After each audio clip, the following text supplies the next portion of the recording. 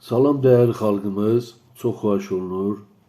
Özəlləşdirmə çekləri olan vətəndaşlarımız bu məlumatı dinləsinlər. Özəlləşdirmə çekləri 29 ildir ümidlə saxlayanlara, ehtiyac üzündən satanlara və məmurların hiləsinə aldanaraq satan vətəndaşlara, əziz qazilərimizə, veteranlara və hərbçilərə müraciət.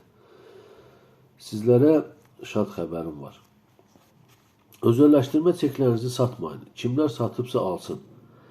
Bildiyimiz kimi Bakı Apellyasiya Məhkəməsində 21.02.2025-ci il tarixində keçirilən iclas zamanı işə baxan məhkəmə kollegiyası tərəfindən qanunvericilik kobud şəkildə pozuldu və dövlət özəlləşdirmə payı ilə dövlət özəlləşdirmə çeklərinin bir-birindən fərqli anlayışlar olduğu nəzərə alınmadı. Bugün Azərbaycan Respublikası Ali Məhkəməsində 700 vətəndaşın imzası ilə vəkillər tərəfindən şikayət verildi. Hamı bu şikayətdə olan faktları bilməlidir və müzakirə etməlidir ki, haqqınızı düzgün tələb edə biləsiniz. Bir daha aldanıb çeklərinizi ucuz qiymətə satmayasınız. Çünki Ali Məhkəmənin qərarı da qərəzli olsa və bu qanunsuzluğu aradan qaldırmasa Avropa Məhkəməsinə müraciət olunacaq. Heç kim ümidini qırmasın. Hüquq və ədalət həmişə qalib gəlir. İndi diqqət edin. Ali Məhkəməyə müraciətdə nələr yazılıb? Bu faktları diqqətlə qulaq asın. Hamınızdan xahiş edirik, paylaşın ki, bütün veteran qazi və hərbiçi ailələri də xəbəri bilsinlər. Çeklərini satan ailələr öz imkanı daxilində onları əldə etməyə çalışsınlar. Dövlət özəlləşdirmə payı bütün özəlləşdirmə dövrü zamanı özəlləşdiriləcək dövlət əmlakından düşən əmlak payıdır və hər birbaşa sürətdə qanunla tənzimlənib. Dövlət özəlləşdirmə çekləri də qanunla tənzimlənib və dövrəyə buraxılıb. Dövlət qiymətli kağızı kimi mülkiyyət hüququnun varlığını təsdiqləyir. Bu, eyni zamanda mülki məsələ də öz əksini tapıb. Qeyd edildiyi kimi dövlət özəlləşdirmə payları qanunla verilir və qanunla bütün özəlləşdiriləcək orta və iri dövlət müəssisələrinin 65%-nin əmlakların həcmində mülkiyyət payıdır. Eyni zamanda tarixi sosial ədalət təmin etmək üçün Ulu Öndər Heydər Əliyevin dediyi kimi Sovet dövlətindən xalqımıza qalan miras əmlak payıdır. İddiaçılar iddia ərizəsində onların mülkiyyət və bərabərlik haqlarının qanunvericiliyin, o cümlədən Azərbaycan Respublikası Konstitusiyası Məhkəməsinin və Avropa İnsan Hüquqları Məhkəməsinin qərarlarında fundamental hüquqi məsələ kimi tənzimlənmiş prinsiplərin kütləvi şəkildə pozulduğunu sübut və faktlar ilə göstərib əsaslandırıblar. Eyni zamanda iddiaçılar hesab edirlər ki, Azərbaycan Respublikası məhkəmələrin ölkə daxilində bu problemi araşdırmaqdan imtina etməsi səbəbilə gələcəkdə bəzi qüvvələr bu faktların mütəşəkkil korrupsiya cinayəti və iqtisadi siyasət, sosial terror kimi qiymətləndirə bilər və bu durumun dövlətimizin, ədliyyə sistemimizin və cənab prezidentin imcinə böyük ziyan verəcəyindən qorxurlar. Bu səbəbdən ölkə daxilində məhkəmə müstəvisində bu problemin hərtərəfli araşdırılması və aradan qaldırılmasının zəruri olduğunu qeyd edirlər. Bakı Apellyasiya Məhkəməsi öz qərarında kobud pozuntulara yer verərək qeyd edib ki, dövlət özəlləşdirmə çekləri qanunvericiliyin tələb edildiyi qaydalara uyğun olaraq dövrədən çıxarılıb və zərərin tələb olunması ilə bağlı iddiaçıların bir illik iddia müddətini ötürüblər. Hesab edirlər ki, məhkəmənin bu yanaşması tamamilə əsassızdır və qanunsuzdur. Bütün bunlar aşağıdakı faktlar ilə sübut olunur. 1. Vəkillər və vətəndaşlar 4 ali dövlət orqanlarının rəsmi sənədləri ilə sübut etdi ki, dövlət özəlləşdirmə çekləri dövrədən çıxarılmayıb. Belə ki, 21 fevral 2025-ci il tarixdə Bakı Apellyasiya Məhkəməsində keçirilən iclas zamanı iddiaçılar hüquqi faktlar və 4 ali dövlət orqanlarının rəsmi sənədləri ilə sübut etdilər ki, dövlət özəlləşdirmə çekləri dövrədən çıxarılmayıb. Çünki Cənab Prezidentin 2024-cü il tarixi 75 nömrəli fərmanında göstərdiyi kimi tədavül ödəmə vasitəsi kimi istifadə müddəti başa çatmış dövlət özəlləşdirmə paylarının qanunvericiliklə dövrədən çıxarılır. Burada konstitusiya və mülki məcəllədə nəzərdə tutulan qaydalar əsas tutulur. Yəni, prezident sadəcə dövrədən çıxarılır yazmayıb, qanunvericiliklə dövrədən çıxarılır yazıb. Göründüyü kimi tədavül ödəmə vasitəsi kimi istifadə müddəti başa çatmış dövlət özəlləşdirmə paylarının dövrədən ancaq və ancaq qəbul ediləcək qanunvericilik akti ilə dövrədən çıxarılır. Bakı İnzibat Məhkəməsində və Bakı Apellyasiya Məhkəməsinə təqdim etdiyimiz sənədlər təsdiq etdi ki, dövlət özəlləşdirmə çeklərinin dövrədən çıxaran belə bir qanunvericilik akti qəbul olunmayıb. Bundan başqa aşağıdakı faktlar da bunu təsdiq edir. Birincisi, Azərbaycan Respublikası Ədliyyə Nazirliyinin 8 fevral 2025-ci ildə mətbuat orqanlarına verdiyi rəsmi məlumatdan aydın olur ki, bu günə qədər dövlət özəlləşdirmə çeklərinin dövrədən çıxarılması barədə heç bir qanunvericilik akti qəbul olunmayıb.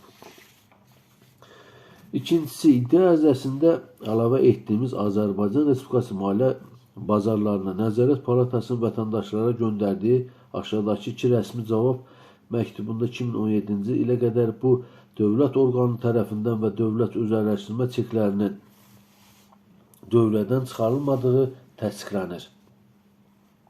Birinci məktub 27 iyul 2017-ci il tarixi cavab məktubda deyilir ki, dövrədə olan dövlət özəlləşdirmə çeklərinin tədiyyə vasitəsi kimi istifadə 2011-ci ilin yanvarında başa çatıb. Ancaq dövlət özəlləşdirmə paylarının çeklərinin dövrədən çıxarılması prosedurlarını əks etdirən qaydalar müəyyən edilməyib. İkinci məktub 23 oktyabr 2017-ci il tarixi cavab məktubunda deyilir ki, 2011-ci il yanvarın ayının 1-nə qədər dövlət əmlakının özəlləşdirilməsi zamanı tədiyyə ödəniş vasitəsi kimi istifadə edilməyən dövlət özəlləşdirmə paylarının dövrədən çıxarılması nəzərdə tutulmuşdur. Göründüyü kimi 01 yanvar 2011-ci ildə tədiyyə vasitəsi kimi istifadə fərmanla başa çatan dövlət özəlləşdirmə çekləri 23-10-2017-ci il tarixində hələ də dövlət qiymətli kağızı kimi dövriyədə idi və onların gələcəkdə dövriyədən çıxarılması nəzərdə tutulurdu. İkinci, iddiaçılar zərərin tələb olunması ilə bağlı bir illik iddia müddətini ötürməyiblər. Belə ki, zərərin tələb olunması ilə bağlı bir illik iddia müddəti hesab edirik ki, ancaq dövlət özəlləşdirmə paylarının çeklərinin dövriyədən çıxarılması haqqında elan mətbuatda dərc ediləndən sonra işləməyə başlayar. Çünki bu qanunun tələbidir və işləməyə başlamamış bir müddətin bitməsi də mümkün deyildir.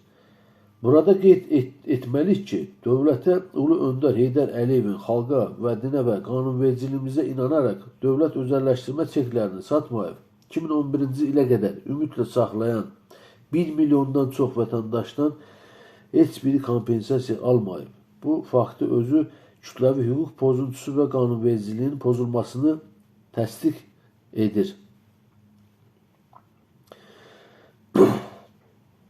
Bu mümkün deyil ki, dövlət özəlləşdirmə çekləri Cənab Prezidentin fərmanına uyğun olaraq cavabdeh idarə əmlak məsələləri dövlət xidməti tərəfindən qanunvericilikdə nəzərdə tutulan qaydada dövrədən çıxarılsın və bundan həmin çekləri ümidlə saxlayan 1 milyondan çox vətəndaşların birinin hələ də xəbəri olmaması.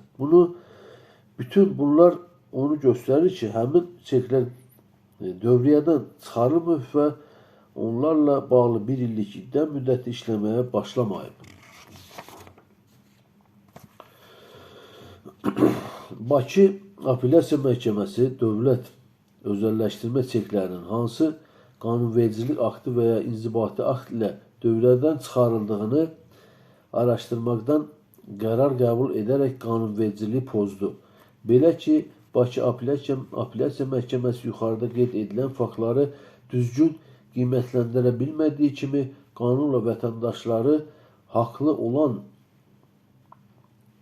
informasiyanın dövlət özəlləşdirmə çeklərinin dövrədən çıxarılması barədə elanın mətbuatda dərc edilib edilmədiyini və hansı qanunvericilik aktı ilə dövlət özəlləşdirmə çeklərinin dövrədən çıxarılması haqqında məlumatların məhkəməyə və vətəndaşlara verilməsi barədə vəsatəti təmin etməyərək işi araşdırmaq istəmədiyini təsdiq etdi və bununla qanunvericiliyi ədalətli məhkəmə araşdırması hüququnu pozdu. Çünki heç bir rəsmi sənədə əsaslanmadan şifahi olaraq deyilmiş dövlət özəlləşdirmə çekləri dövrədən çıxarılıb, ifadənin qəbul edilməz olduğunu dəfələrlə dilə gətirsək, əksini sübut etsək də bunlar Apellyasiya Məhkəməsi tərəfindən nəzərə alınmadı. Beləliklə, Bakı Apellyasiya Məhkəməsi qanunvericilikdə nəzərdə tutulan qaydaları pozaraq iddiaçıların təqdim etdiyi sənədləri və faktları heç bir hüquqi qiymət verməyərək qanunlara zidd olaraq dövlət özəlləşdirmə çeklərinin dövrədən çıxarıldığını qəbul etdi və bunu qəbul edərkən də heç bir rəsmi sənədi və qanunvericilik aktına əsaslanmadı. Təkcə cavabdeh idarənin nümayəndəsinin məhkəmədə şifahi qaydada dediyi dövlət özəlləşdirmə çeklərinin dövrədən çıxarılıb sözünə əsaslandı və bu səbəblə zərərin tələb olunması ilə bağlı bir illik iddia müddətini ötürdüyünü qəbul etdi. Hesab edirik ki, bu qəbul edilməzdir. Qeyd edək ki, İnzibati Prosesual Məcəllənin 14-cü maddəsində deyilir ki, mübahisələndirilən inzibati akta qəbul edilmiş inzibati orqan həmin aktın qəbul edilməsini zəruri edilən faktiki şərtlərin mövcudluğunu sübut etməlidir. Burada əsas məsələ ondan ibarətdir ki, dövlət özəlləşdirmə çeklərinin dövrədən çıxaran normativ hüquqi aktı olmadığı kimi heç inzibati akt da yoxdur. Olmayan aktın isə qəbul edilməsini zəruri edən faktiki şərtlərin mövcudluğunu sübut edilməsi isə bir mənalı olaraq qeyri-mümkündür. Bu səbəbdən də Bakı Apellyasiya Məhkəməsinə cavabdeh idarə heç bir rəsmi sənəd təqdim etmir. Apellyasiya Məhkəməsi isə qanunvericiliyin tam Davam edək. Bakı Apellyasiya Məhkəməsi iddiaçıların verdiyi vəsatətləri araşdırmadan qərar qəbul edərək qanunvericiliyi tam pozdu. Belə ki, məhkəmə prosesi zamanı iddiaçılar və onların vəkilləri tərəfindən vəsatətlər ilə bağlı Apellyasiya Məhkəməsindən xahiş olundu ki, iddiaçıların cavab ala bilmədikləri aşağıdakı suallara cavabdeh idarə əmlak məsələləri dövlət xidmət rəsmi qaydada cavab versin. Birinci sual.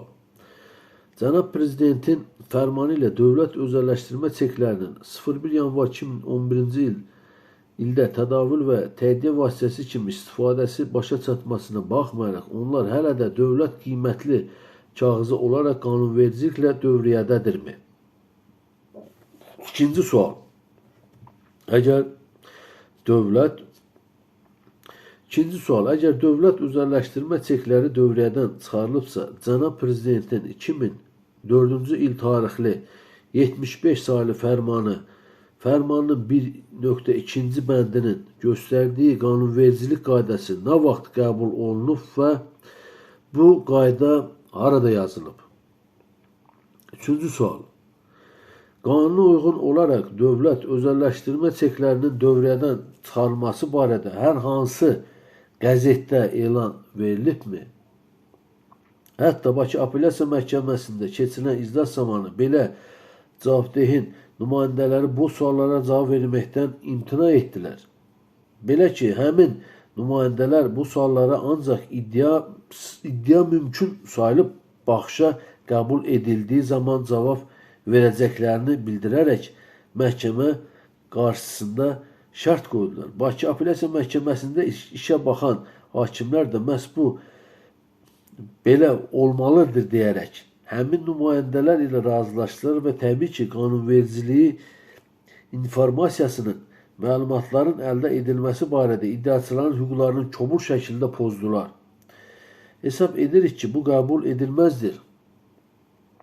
Məhz informasiya əldə etmək haqqında Azərbaycan Respublikasının qanunun 6-cı maddəsində deyilir ki, informasiya əldə olunmasının əsas prinsiplərinin aşağıdakılardır. 6.1.7 İnformasiya əldə etmək hüququnun dövlət tərəfindən qorunması, o cümlədən məhkəmə yolu ilə müdafiəsi. 6.1.9 İnformasiya əldə etmək hüququnun pozulmasına görə informasiya sahiblərinin məsuliyyət daşıması. Göründüyü kimi, Bakı Apellyasiya Məhkəməsi mübahisənin müəyyən olunmuş faktiki hallarını, hüquq normalarını da düzgün tətbiq etməmişdir. Bakı Apellyasiya Məhkəməsi inzibati prosessual məcəllənin 35.1-ci maddəsini kobud şəkildə pozub. Belə ki, inzibati prosessual məcəllənin 35.1 maddəsində deyilir ki, bu məsələ başqa qayda nəzərdə tutulmamışdırsa, iddiaçının iddia ərizəsində inzibati aktın qəbul edilməsi və ya qəbul edilməməsindən imtina olunması, yaxud inzibati orqanın hərəkəti və ya hərəkətsizlik nəticəsində onun hüquqlarının və qanunla qorunan maraqlarının pozulduğunu əsaslandırdığı hallarda mübahisələndirmə haqqında, məcbur etmə haqqında, öhdəliklərin icraçısı haqqında və müəyyən hərəkətləri etməkdən çəkinməyə dair iddia mümkün sayılır. Lakin Bakı Apellyasiya Məhkəməsi inzibati prosessual məcəlləsinin 35.1-ci maddəsinin imperativ tələbini pozub. Bakı Apellyasiya Məhkəməsi mülki məcəllənin 1078-27.3-cü və digər maddələrini kobud şəkildə pozub. Belə ki, mülki məcəllənin 1078-27.3-cü maddəsində deyilir ki, qiymətli kağızların dövrədən çıxarılması haqqında məlumat ödəniş nəticəsində tədavülün çıxarılması istisna olmaqla Azərbaycan Respublikasının Mərkəzi Bankı tərəfindən qiymətli kağızların dövrət reyestrində müvafiq olaraq edildiyi gündən 7 iş günü müddətində rəsmi mediada dərc olunmalıdır. Həmin məcəllənin 1078-27.5-ci maddəsində deyilir ki, qiymətli kağızların dövrədən çıxarılması bu barədə müvafiq məlumat dərc edildikdən sonra həyata keçirilir. Həmin məcəllənin 1078-27.5-ci maddəsində deyilir ki, üzr istəyirəm, 1078-27.6-cı maddəsində deyilir ki, qiymətli kağızların dövrədən çıxarılması qaydaları Azərbaycan Respublikasının Mərkəzi Bankı tərəfindən müəyyən edilir. Göründüyü kimi, qiymətli kağızların dövrədən çıxarılması üçün mətbuatda elanın dərc olunması qanunvericiliyin imperativ tələbidir. Məhz həmin elan dərc olunandan sonra bir illik kompensasiya tələb edilmə müddəti işləməyə başlayır.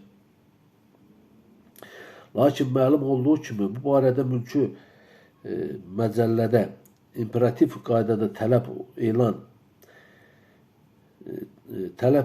edilən elan mətbuatda dərc olunmayıb. Başqa bir ifadə ilə bir illik kompensasiya tələb edilmə müddəti işləməyə başlamayıb ki, bitmiş olsun. Göründüyü kimi, məhkəmə bu faktları araşdırmadan qərar qəbul edərək qanunvericiliyi, o cümlədən iddiaçıların hüquqlarını pozub. Əgər dövlət özəlləşdirmə çekləri mülki dostlar, Facebook'ta özəlləşdirmə çekləri qrupu var və orada 41 mindən çox ailə var. Ancaq hər paylaşımda ancaq 100 adama xəbər çatır. Bu səbəbdən hamınızdan xahiş edirik ki, Facebook'ta özəlləşdirmə çekləri qrupunda paylaşın. Həm də mütləq dostlarınızla, WhatsApp'la paylaşın. Dostlar, hamı paylaşsın ki, birləşək, haqqımızı birlikdə tələb edək. Davam edək. Bakı Apellyasiya Məhkəməsi 29.05 1995-ci il tarixli 1120 saylı qanunla təsdiq edilmiş Azərbaycan Respublikasında 1995-1998-ci illərdə dövlət mülkiyyətinin özəlləşdirilməsinin dövlət proqramının Azərbaycan Respublikasında dövlət özəlləşdirmə paylarının çeklərinin dövrəyə buraxılması haqqında Azərbaycan Respublikası Prezidentinin 1996-cı il 25 mart tarixli 450 nömrəli fərmanı ilə təsdiq edilmiş Azərbaycan Respublikasında dövlət özəlləşdirmə payları çekləri haqqında əsasnamənin 07.01.1993-cü il tarixi 445 saylı Azərbaycan Respublikasında dövlət mülkiyyətinin özəlləşdirilməsi haqqında qanun tələblərini pozub.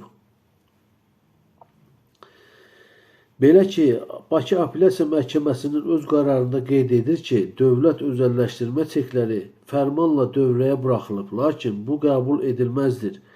Belə ki, dövlət özəlləşdirmə çekləri 29.09.95-ci il tarixli 1120 saylı qanunla təsdiq edilmiş Azərbaycan Respublikasında 1995-1998-ci illərdə dövlət mülkiyyətinin özəlləşdirilməsinin dövlət proqramı ilə haqda bir ifadə ilə qanunla dövrəyə buraxılmışdır. Dövrəyədə tədavülü və ödəmə tədiyyə vasitəsi olması da qanunla tənzimlənmişdir.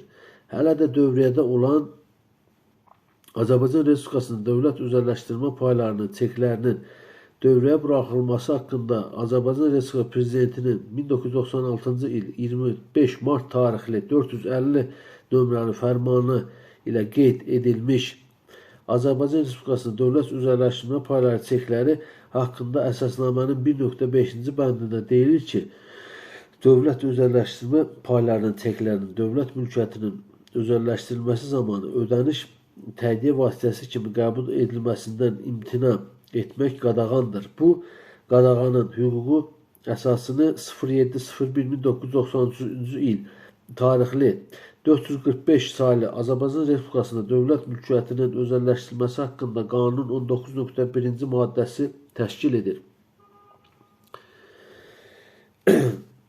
Həmin 1120 saylı qanunda göstərildiyi kimi dövrədə olan dövlət özəlləşdirmə çeklərin tədavül vasitəsi kimi istifadə müddəti 3 il ilə məhdudlaşdırılsa da 445 saylı qanunla özəlləşdirmə paylarının pul və ya dövlət özəlləşdirmə çekləri formasında verilməsindən asılı olmayaraq onların ödəmə tədiyyə vasitəsi kimi bütün özəlləşdirmə dövründə istifadəsi heç bir müddət ilə məhdudlaşdırılmayıb.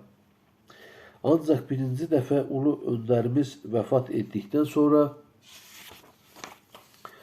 2004-cü ildə konstitusiya və qanunla zidd olaraq dövlət özəlləşdirmə çeklərinin ödəmə vasitəsi kimi istifadə müddəti məhdudlaşdırıldı. Başqa bir ifadə ilə 2011-ci ildən etibarən dövlət özəlləşdirmə çeklərinin həm tədavül, həm də tədiyyə ödəmə vasitəsi kimi istifadəsi fərmanla dayandırıldı. Yeni mülkiyyət hüquqlarından istifadə konstitusiya və qanunla zidd olaraq qanundan aşağı qanunvericilik aktı ilə pozuldu. Lakin məhkəmələr bunu heç bir hüquqi qiymət vermədilər. Eyni zamanda Bakı Apellyasiya Məhkəməsində iclas zamanı da Azərbaycan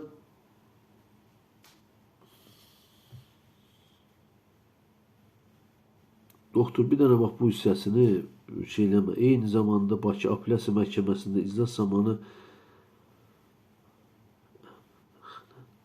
nümayəndəsi, əmlak dövlət xidmətinin əmlak.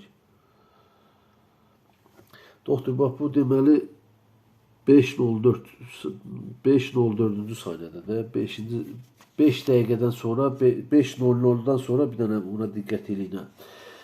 Eyni zamanda Bakı Apellyasiya Məhkəməsində iclas zamanı Əmlak Dövlət Xidmətinin nümayəndələri öz şifahi yanaşmaları ilə dövlət özəlləşmə çeklərinin cənab prezident tərəfindən dövrədən çıxarıldığını iddia etdilər. Hesab edirik ki, bu qəbul edilməzdir. Belə ki, cənab prezident dövlət özəlləşdirmə çeklərinin qanunvericiliklə nəzərdə tutulmuş qaydada elan verilərək kompensasiya ödənilərək dövrədən çıxarılmasını tələb edib. Lakin cavabdeh idarə bu tələblərə əməl etməyib. Hesab edirik ki, indi də bu yolla törətdikləri qanun pozuntularını məhkəmə vasitəsilə hüquqi qüvvə verməyə çalışırlar. Bu qəbul edilməzdir. Bakı Apellyasiya Məhkəməsi inzibati icraat haqqında Azərbaycan Respublikasının qanun tələblərini də pozub.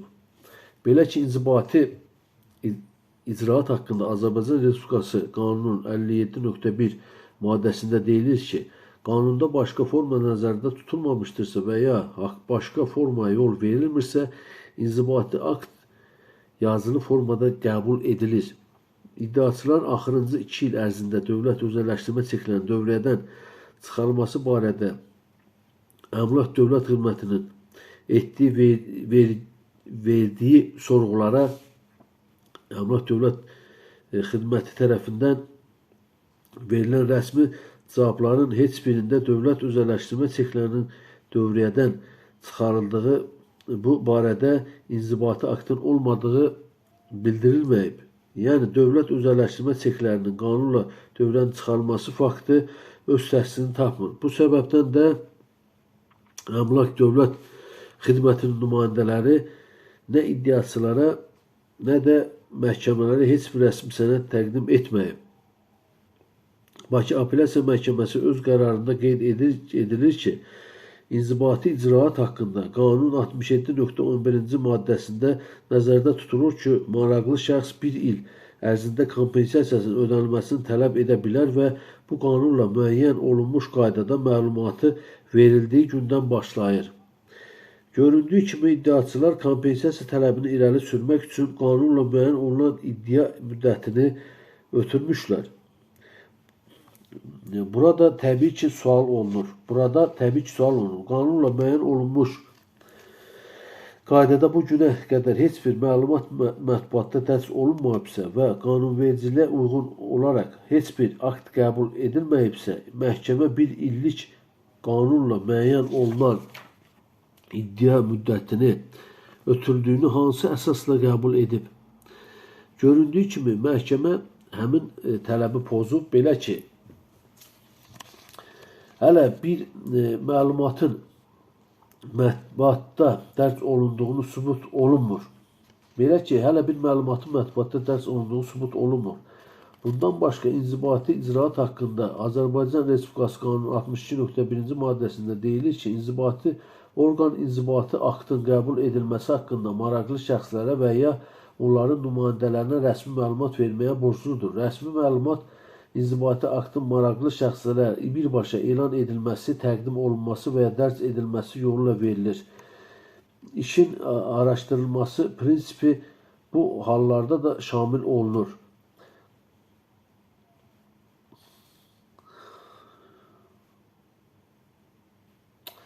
Doktor, Allah köməyiniz olsun. Bunun açıqlamasını yazın da. Bu 3-cü dəqiqədən sonra bu İMP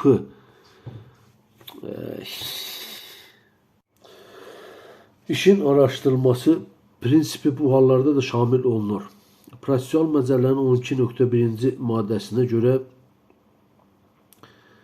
məhkəmə proses iştirakçılarının izahatları, ərizə və təklifləri ilə onların təqdim etdikləri sübutlarla və işdə olan digər materiallarla kifayətlənməyərək mübahisənin düzgün həlli üçün əhəmiyyət kəsb edən bütün faktiki halları xidmət vəzifəsinə görə araşdırmağa borcludur.